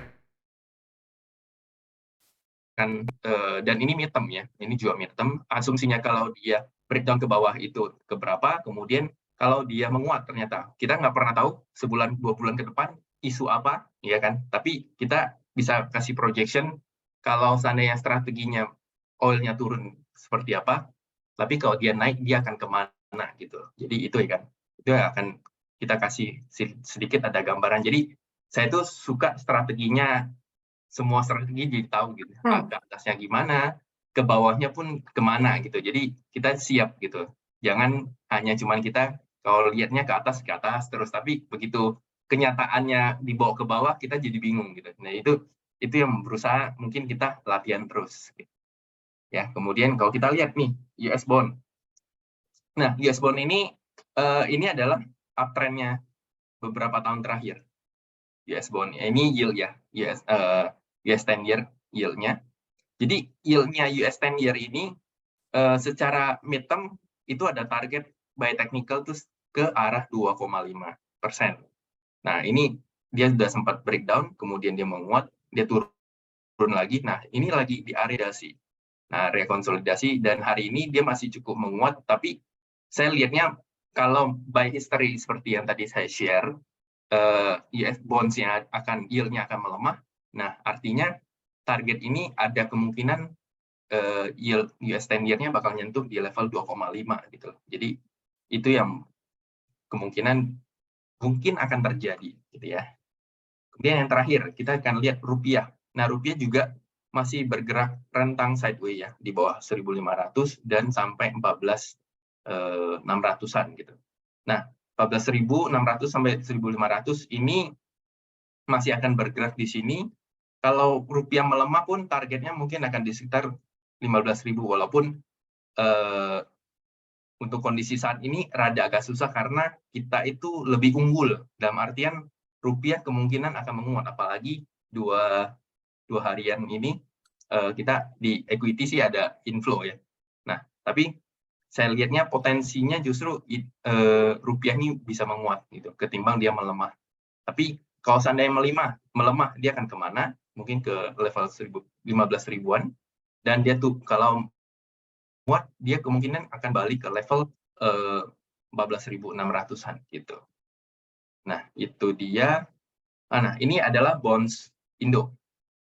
Nah, bonds yang Indo, saya melihat ada target midterm itu ke level 6%. Ya, mungkin ini sebenarnya gambarnya udah cukup lama, gambar dia ada bearish flag pattern, kemudian dia udah breakout, ini dia sempat menguat tapi terjun lagi ke bawah, ini juga dia break level supportnya ya. Jadi ada potensi mungkin sementara dia akan ngetes ini di level 6,6, tapi targetnya dia akan ada yield-nya itu akan penurunan ke level 6%. Jadi ini mungkin nanti kalau Om Krisna ataupun Om Umar mau nambahin terkait fundamentalnya, apakah sejalan sama teknikalnya, nah ntar kita cocokin gitu. Siap. Gitu. Nah, ini kita akan lihat kondisi ISG. Ya, kondisi ISG saya lihat juga by midterm masih sideways ya. Hari ini belum ke update chartnya, jadi ini masih chart yang sebelum hari ini. Nah, hari ini itu mencoba untuk break ke level 6760-an ke atas. Ya, kalau misalkan besok ternyata dia masih menguat dan di atas 6760 ke atas, itu IHSG akan cenderung balik ke 68 ke atas, 6850, 6820 itu akan jadi target. Nah, midterm-nya dia akan target balik lagi ke resistnya itu di sekitar 6960-an. Jadi ini akan jadi target dari IHSG itu sendiri. Nah, kalau seandainya ini nggak tembus gimana? Ternyata besok itu merah gitu ya, atau mungkin Rabu merah, turun lagi. Nah, IHSG ini ada potensial untuk menguji lagi di level support-nya ini. Ini adalah salah satu support kuat. Nanti saya akan kasih weekly chart-nya juga, bahwa kenapa ini kita nggak perlu takut, dan ini tuh secara weekly nggak ada apa-apanya gitu. Oke. Nggak perlu takut, tapi agak-agak jiper itu, Bos. Nah, kita Meriang-meriang lihat, sedikit itu. nah ini kita juga lihat nih Om, inflow ya. Ini ada inflow net foreign buy dan sell di kita.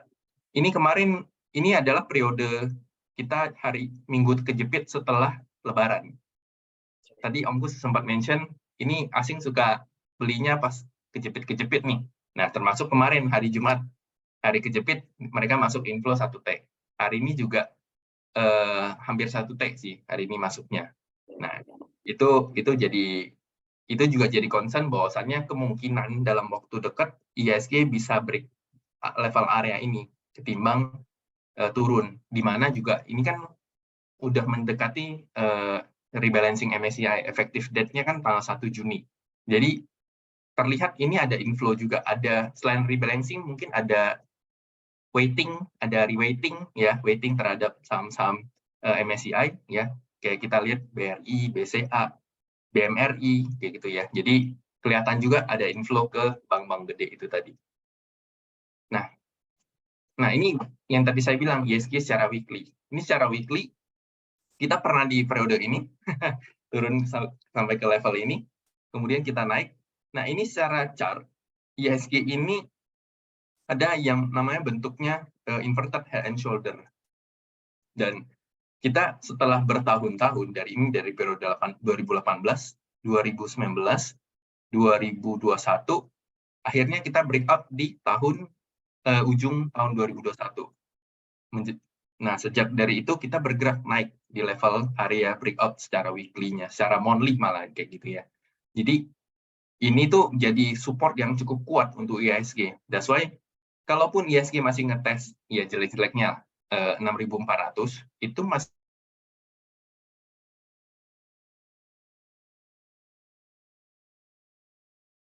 itu pakai alasan apa gitu. Jadi itu yang akan kita lihat gitu ya.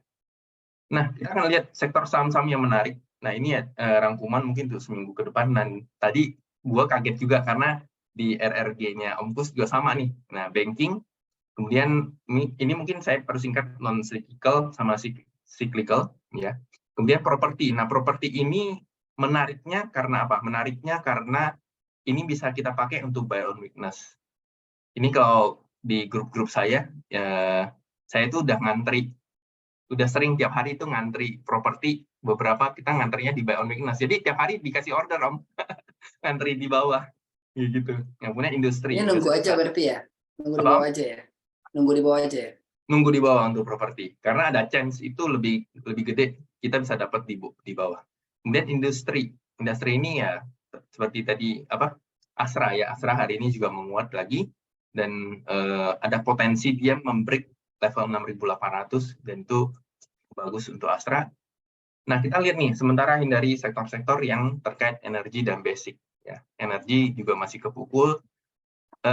Sadar atau nggak sadar harga coal sendiri itu udah nyentuh level 100, di mana beberapa bulannya lalu level coal itu masih di 300, masih di 400 gitu. Jadi cepat banget sekarang udah menyentuh level 100 itu untuk kontraknya. Dan sama juga basic ini juga nggak tahu kenapa alasannya apa, tapi secara saham-sahamnya itu masih tertekan untuk sektor basic. Nah kita lihat saham-saham pilihannya. Yang pertama BBRI. Ini chartnya belum gue update, cuman so far by 1H. Ini daily. Ini daily ini BBRI ini punya yang namanya bullish flag pattern. That's why tadi pagi kita sempat HK ketika hari Jumat cukup bagus. Terus tadi pagi dia bukan di bawah, ya why not dikasih kesempatan dong buat masuk. Jadi kita lihat sih targetnya Bank BRI ini ada di level 5.800-an ya, di sekitar area itu mungkin akan possible ya, karena balik lagi secara inflow dari asing cukup bagus, chartnya juga cukup bagus ya, jadi oke. Untuk ini BNI juga berpotensial menguat dan BNI ini jadi salah satu saham yang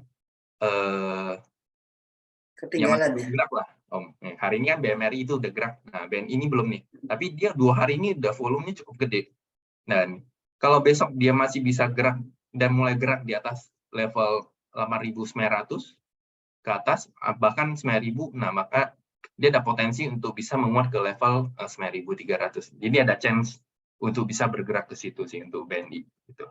Karena di antara bank yang ada dia masih ketinggalan. Nah, kita akan lihat BBTN. Nah, ini mungkin anak bungsu dari banking. Dan kita lihat BBTN ini masih ada possible. Either kita bisa buy on weakness di level sekitar 1.280-an sampai 1.270, atau kita bisa belinya buy on breakout gitu. Karena by trend dia ada possible untuk bisa breakout, tergantung kalau misalkan tiba-tiba dia breakout dengan menggunakan volume yang gede. Ya, which mean itu cukup bagus dan targetnya juga cukup tinggi untuk BBTN. Ya, mungkin ini target agak jauh, tapi targetnya sekitar 1.600. Dan biasanya BBTN itu kalau lebih suka geraknya bareng properti, gitu, Om. Karena juga sektor bisnisnya ya.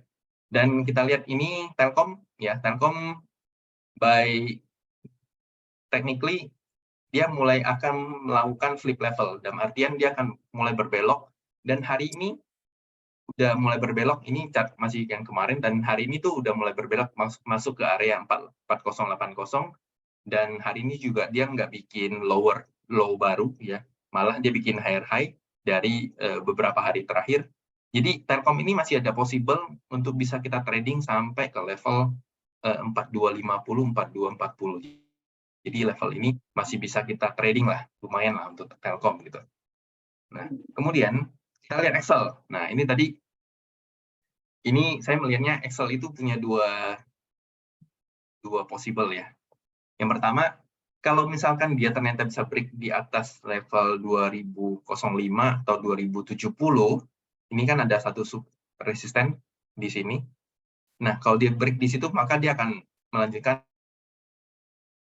trennya dan mengetes level resistennya di sekitar sini. Tapi kalau enggak, dan hari ini masih tertahan, tapi Excel ini punya possible dia akan menguji level 19.000 sampai 1875. Dan ini bisa mulai terkonfirmasi yang namanya pattern inverted head and shoulder gitu ya. Jadi area-area ini mungkin kita di sini 81 orang, kalau misalkan mau beli Excel, mungkin area ini boleh dipertimbangkan kayak gitu untuk Excel. Siap. Oke, ini kayak Excel lagi happening banget nih, semua orang ngomong Excel lagi di happening. Ya, nah, kita lihat ICBP.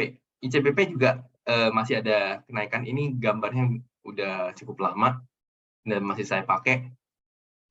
Saya melihat ICBP itu masih punya chance untuk gerak, di mana juga kita lihat sektor tahun ini cenderung adalah sektor-sektor yang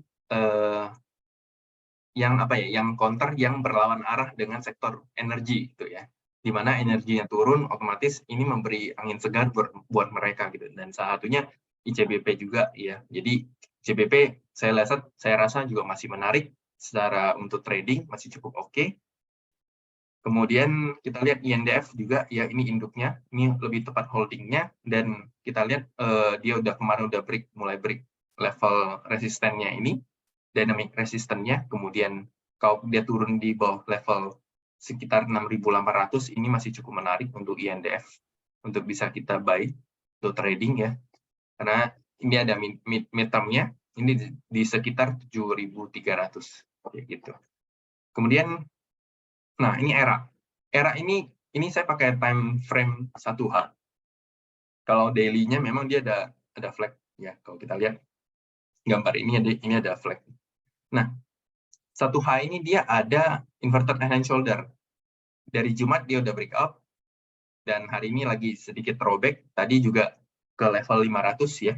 Jadi untuk sekarang selagi dia masih di atas 500 atau 498 sebelum tutupan, yaitu masih cukup bagus dan masih ada target di sekitar 560 dari inverted head and shoulder ini untuk ERA. Jadi cyclical khususnya ERA, mungkin kalau S-hardware saya nggak masukin karena saya rasa kenaikannya udah mulai terbatas, dan kalau mau sehat secara technical itu harusnya dia akan koreksi dulu gitu untuk S-hardware. Gitu.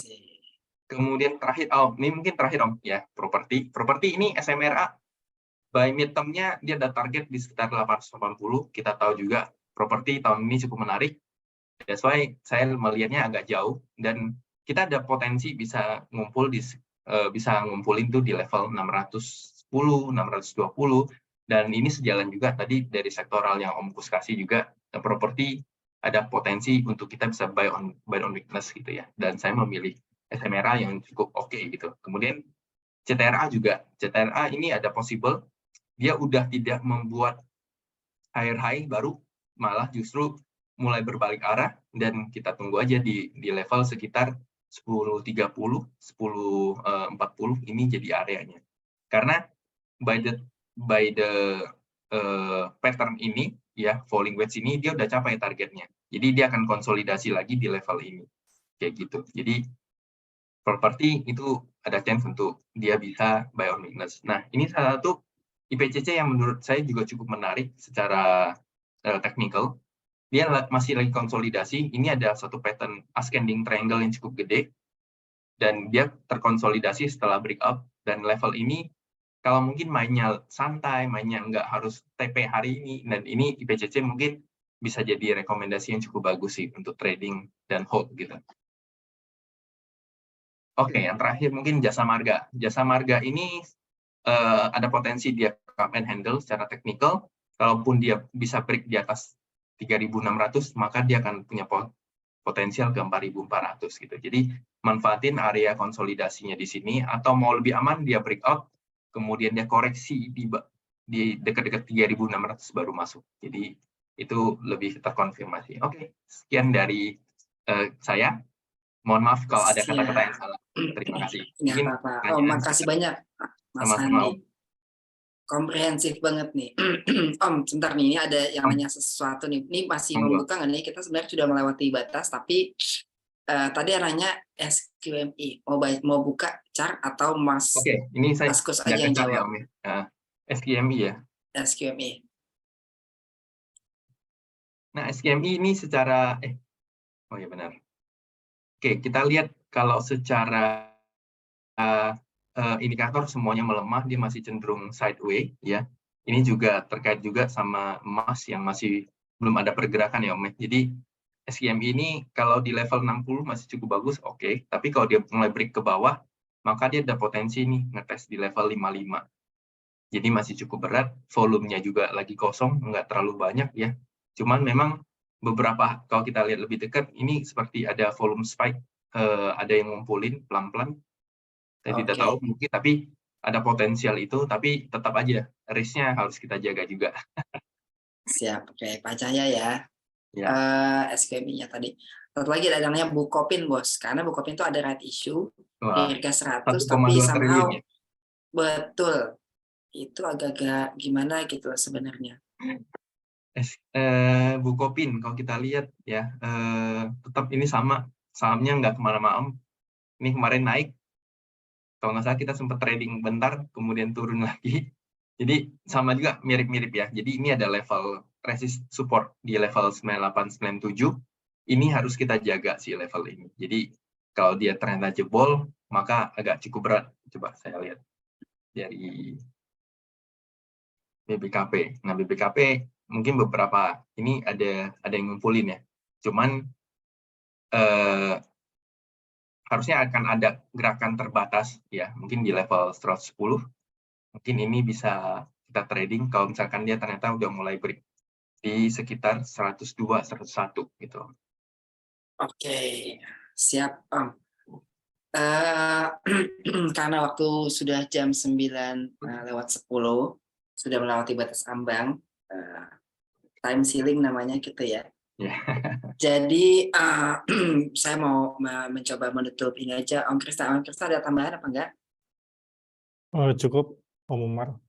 Oke, guys, terima kasih banyak. Jadi saya sum up dulu ya bahwa hari ini kita membahas tadi perihal konsolidasi market seiring dengan debt ceiling yang akan diputuskan perihal cut off time 1 Juni ya.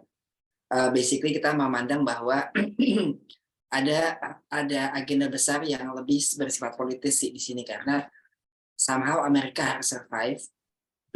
Karena kalau nggak survive akan terjadi katastrofi tadi lah gitu ya, kiamat sugro gitu. Jadi somehow kita merasa akan ada penyelamatan buat Amerika, tapi mungkin ada drama-drama karena ada variabel politik di tengah-tengah gitu. Anyway, Indonesia sendiri aman-aman saja. Beberapa sektor yang diuntungkan tadi sudah dibahas sama Om Handi, sama Mas Krista juga, sama Om Kus juga gitu. Mungkin itu dari kami. Mohon maaf kalau ada salah-salah kata. Mudah-mudahan bermanfaat hari ini. Sampai jumpa di minggu depan berikutnya. Mas Handi, makasih banyak. Mas Krista, Om Kus, terima kasih banyak.